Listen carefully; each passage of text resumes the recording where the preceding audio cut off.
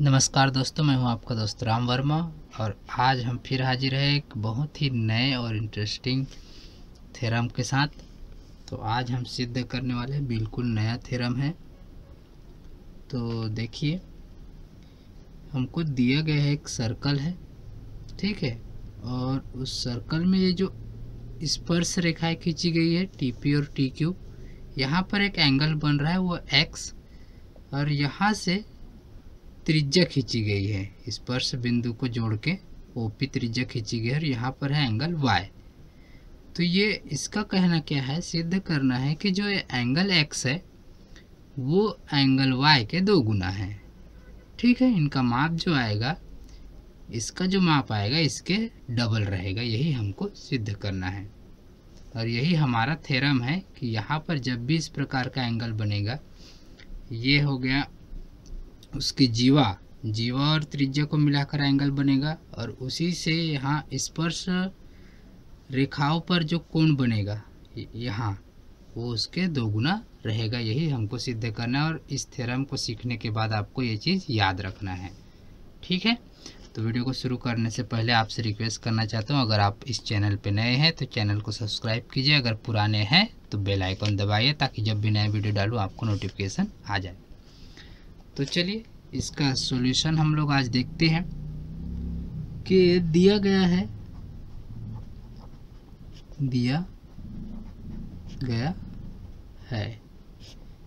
यही है कि टीपी और टीक्यू स्पर्श रेखाएं हैं, टीपी तथा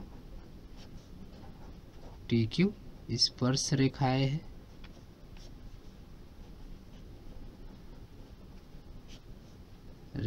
और बाकी चीज़ें भी दिया गया, जैसे कि इसका केंद्र ओ है, ओपी त्रिज्या है, वो सब लिखने की जरूरत नहीं है, बस ठीक है।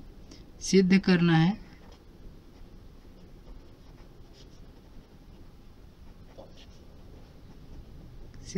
जो यहीं पे लिखा है, जो एंगल एक्स है बराबर 2 गुना एंगल वाई, ये हमको सिद्ध करना है। तो चलिए आगे बढ़ते हैं। उपपत्ति ठीक है, यहाँ से हमारा आंसर हम स्टार्ट करते हैं। तो सबसे पहले टी क्यू और टीपी जो स्पर्श रेखाएं है, तो टीपी बराबर टी क्यू। अब ये क्यों है भाई, अब ये बताने की जरूरत है, हम लोग पहले ही सीख चुके हैं इसके बारे में कि बाह्य बिंदु से खींची गई स्पर्श रेखाएं लंबाई में समान होती है ना। तो ये आपको याद करने की जरूरत नहीं, हम लोग पिछले थ्योरम में पढ़ चुके हैं, आप सभी को पता है। तो स्पर्श रेखाएं है, ये स्पर्श रेखाएं समान होती है, ठीक है। एक ही वृत्त की स्पर्श रेखाएं समान होती है किसी एक बाह्य बिंदु से अगर खींची गई हो। तो जब ये त्रिभुज में टीपी की ये जो त्रिभुज है उसमें अगर 2 भुजाएं उसका समान है, इसका मतलब ये त्रिभुज समबाहु त्रिभुज है। इसीलिए त्रिभुज टी पी क्यू एक समद्विबाहु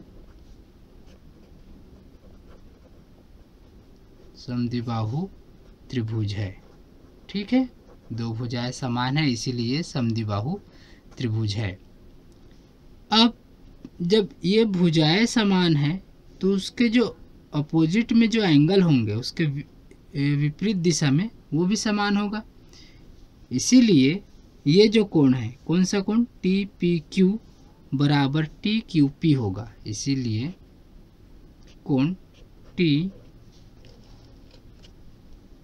पी क्यू बराबर ये वाला कोण होगा T Q P, angle T Q P, ठीक है।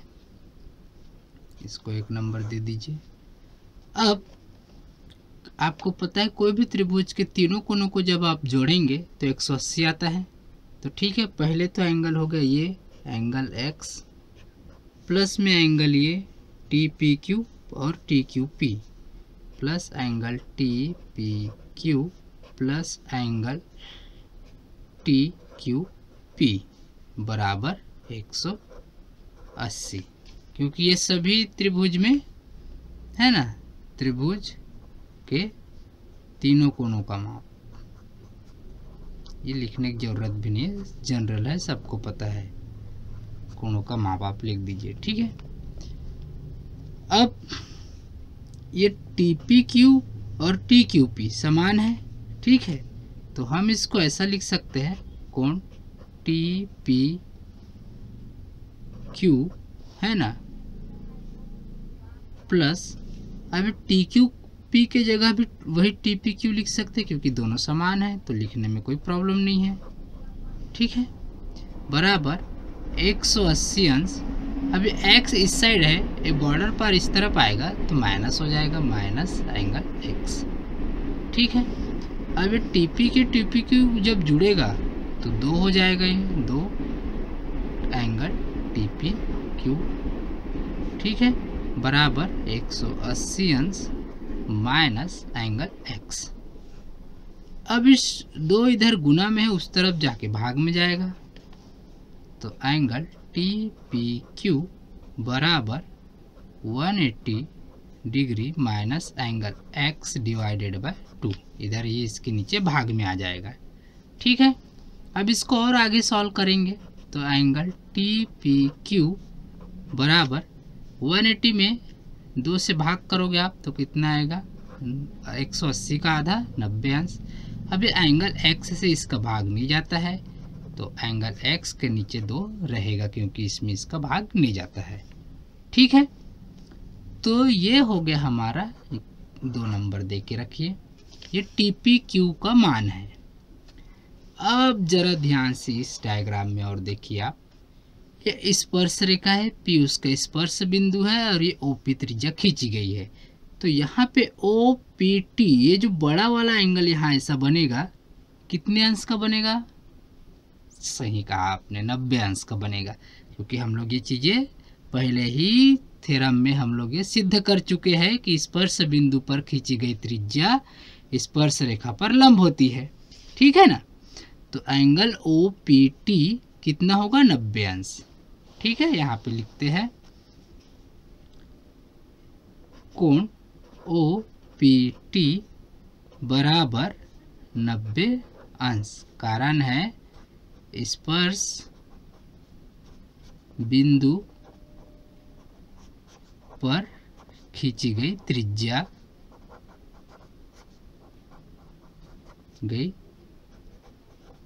त्रिज्या स्पर्श रेखा पर लंब होती है, स्पर्श रेखा पर लंब होती है ना, लंब होती है, ठीक है।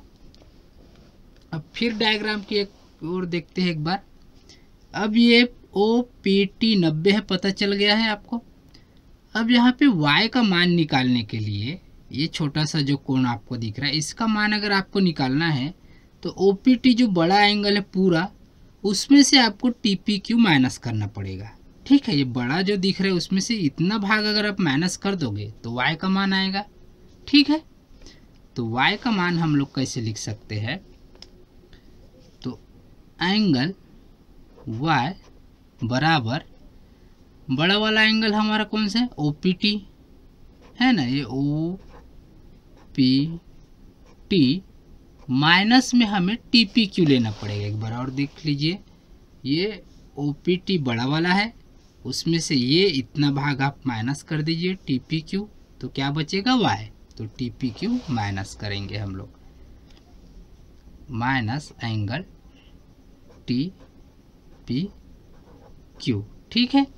तो यहाँ एंगल y बराबर OPT कितना है, 90 अंश, ठीक है, माइनस, और एंगल TPQ का मान कहाँ है, ये देखिए 2 नंबर में है, 90 माइनस एंगल x बटे 2, यही है इसका मान।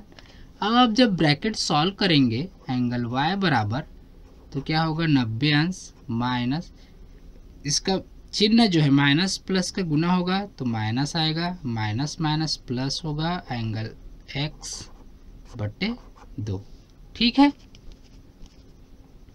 अब ये प्लस का 90 है, माइनस का 90 कैंसिल हो जाएगा, है ना। तो क्या बचा है, एंगल y बराबर एंगल x बटे 2। अब आप इसको और सॉल्व करेंगे, तिर्यक गुना होगा इसके नीचे, तो angle x is equal 2 Guna angle y। तो यही तो हमको सिद्ध करना था दोस्तों। तो ये आपका हो गया, यहाँ पर थ्योरम सिद्ध हुआ। आप हमेशा ध्यान रखिए, कभी भी क्वेश्चन अगर आया तो आप इस चीज़ को ध्यान रखेंगे कि इस तरह से अगर ये स्पर्श रेखाएं खींची गई है, यहाँ से स्पर्श बिंदु पर त्रिज्या खींची गई है और यहाँ पर आपका जीवा खींचा गया है, तो ये एंगल जो होगा हमेशा इसका आधा होगा, मतलब ये वाला एंगल इसके 2 गुना होगा। अब यही सेम चीज़ इधर भी हो सकता है कि यहाँ से आप त्रिज्या खींचेंगे तो ये वाला एंगल, क्योंकि ये और ये दोनों बराबर होंगे, क्योंकि त्रिज्या बराबर होती है तो इसके अपोजिट एंगल बराबर होंगे, तो ये वाले कोण के लिए भी ये अप्लाई होगा सेम। तो ये वीडियो कैसा लगा दोस्तों, अच्छा लगा हो तो लाइक कीजिए, अपने दोस्तों को शेयर कीजिए, चैनल को सब्सक्राइब कीजिए और कमेंट करके बताइए आपको ये वीडियो कैसा लगा। धन्यवाद, मिलते हैं अगले थ्योरम में।